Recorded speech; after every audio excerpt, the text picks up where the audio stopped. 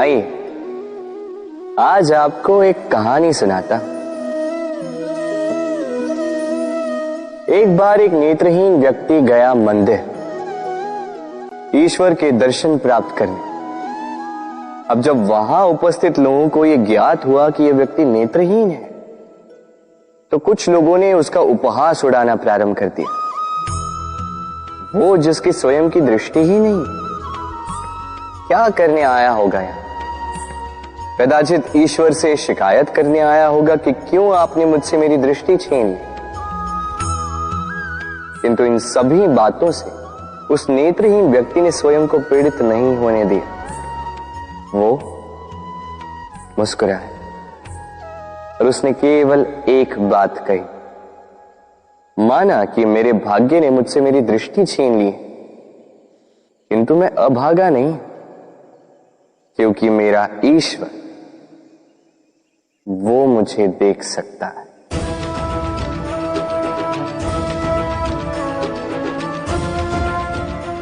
स्मरण रखिएगा, दृष्टि नहीं दृष्टिकोण आवश्यक है। यदि आपका दृष्टिकोण शुभ हो तो अशुभ में भी शुभ स्वयं दिखने लगता है और मन प्रसन्न होकर कहता, राधे राधे। क्रोध एक ऐसी स्थिति जिसमें जीभ मन से अधिक गति से कार्य करती है। लालच वो मनस्थिति जिसमें स्वार्थ करुणा से अधिक गति से कार्य करता है। प्रतिशोध जिसमें व्यक्ति दूसरों से अधिक स्वयं को हानि पहुंचाकर सुख पाता है। और ईर्ष्या जिसमें व्यक्ति स्वयं के अस्तित्व को ही खो बैठता है, कुछ और ही बन जाता है। दूसरी ओर आनंद वो स्थिति जिसमें आत्मा शरीर से अधिक प्रसन्न होती है। और प्रेम वो परम भाव जिसमें हमारा दुख सब में बट जाता है और सबका सुख हम में आ जाता है।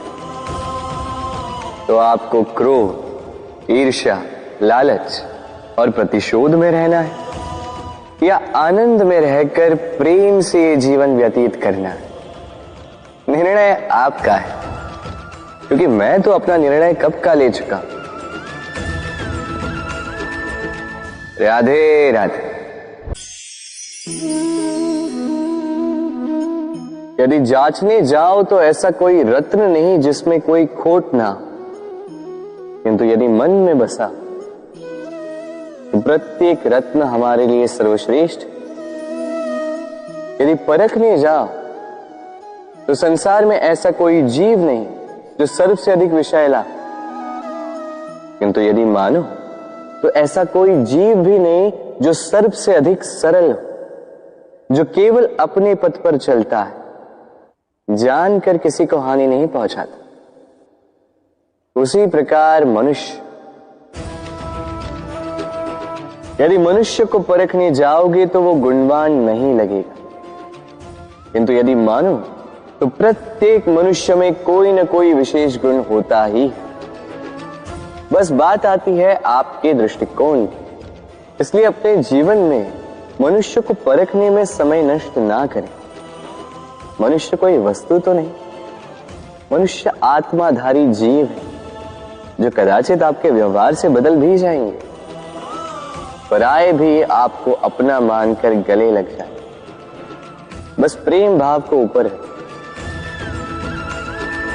राधे राधे।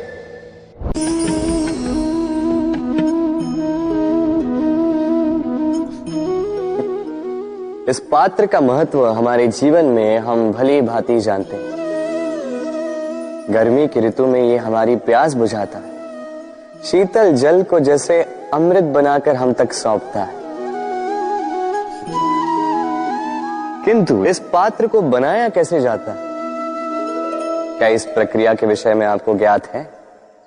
सर्वप्रथम कुम्हार स्वयं के पैरों से माटी को गूंथता है, मथता है, फिर उसके पश्चात उसे एक चाक पर चढ़ाकर उसके पश्चात उसे चाक पर चढ़ाकर घुमाता है, फिर उसके ऊपर बाहर से प्रहार करता है और साथ ही भीतर से सहारा भी देता है ताकि ये मटका टूटे। फिर अपनी ही बनाई रचना को जलती हुई भट्टी में छोड़ देता है तपने के लिए, और उसके पश्चात शीतल जल देने वाला ये पात्र हमें प्राप्त होता है।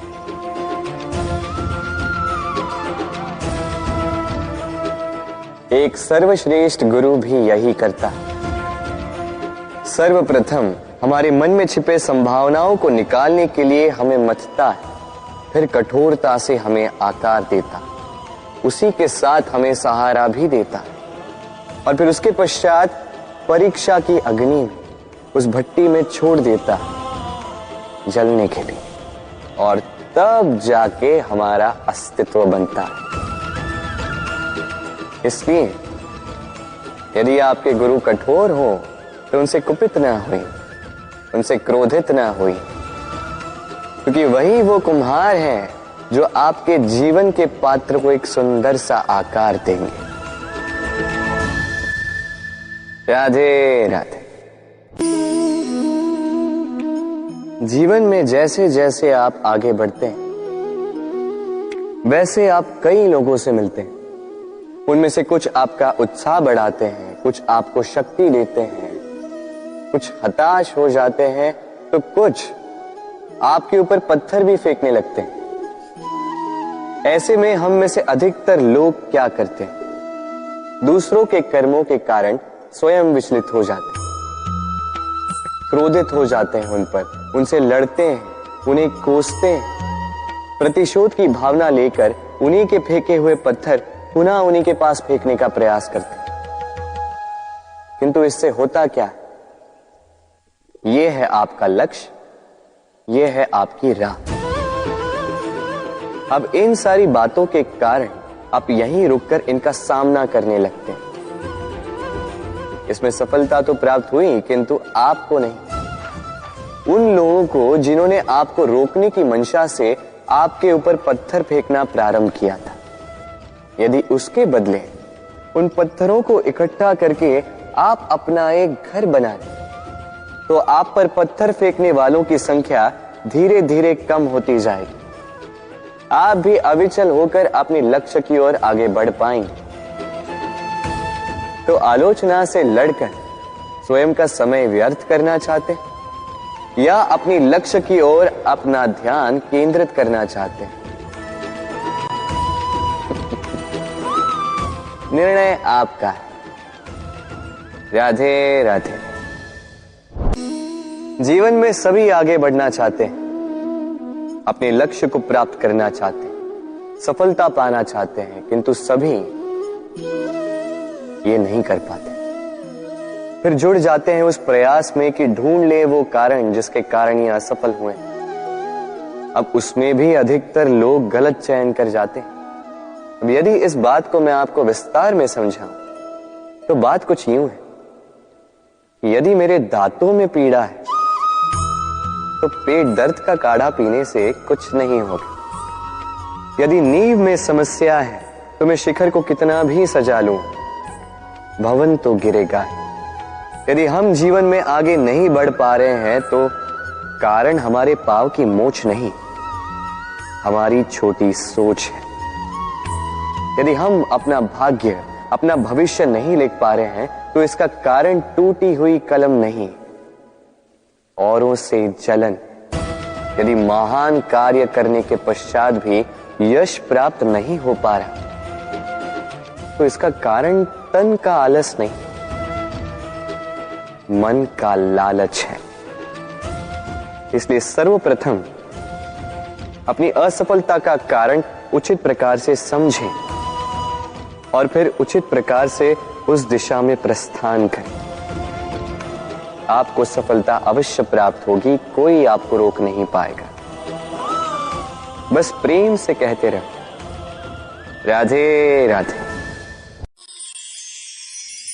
जीवन में हम अपनों के लिए, हमारे प्रियजनों के लिए सदा कुछ अच्छा करना चाहते हैं, उन्हें प्रसन्न करने के लिए कई बार उन्हें भेंट देते, और भेंट देते समय एक विचार सदा मन में रहता है कि यह भेंट विशेष होनी चाहिए, ये भेंट सुंदर होनी चाहिए, मूल्यवान होनी चाहिए, ऐसी भेंट होनी चाहिए जो सदा के लिए उन्हें स्मरण रहे। तो कुछ लोग चयन करते हैं उत्तम वस्त्रों का, कुछ लोग चयन करते हैं मूल्यवान आभूषणों का, किंतु क्या ये पर्याप्त? आप स्वयं सोचिए, कितना भी उत्तम वस्त्र क्यों ना हो, एक समय के पश्चात फीका पड़ने लगता, खराब होने लगता, फटने लगता। मूल्यवान आभूषण भी कभी न कभी चुरा लिए जा सकते हैं, सदा के लिए उन्हीं के साथ रहेंगे ये कदाचित संभव नहीं। तो फिर ऐसा क्या उन्हें दिया जाए जो सदा के लिए उनके साथ रहे? उत्तर है अच्छा समय। यदि आप किसी को उत्तम भेंट देना चाहते हैं तो उनके साथ उत्तम समय व्यतीत कीजिए, क्योंकि जैसे जैसे समय व्यतीत होता जाएगा ये पुराना नहीं होगा, ये सदा मन में जीवित रहेगा और उन मुस्कुराहट के पलों को ना कोई उनसे छीन पाएगा ना ही चुरा पाएगा। तो आनंद के साथ समय व्यतीत करें और प्रेम से कहें राधे राधे।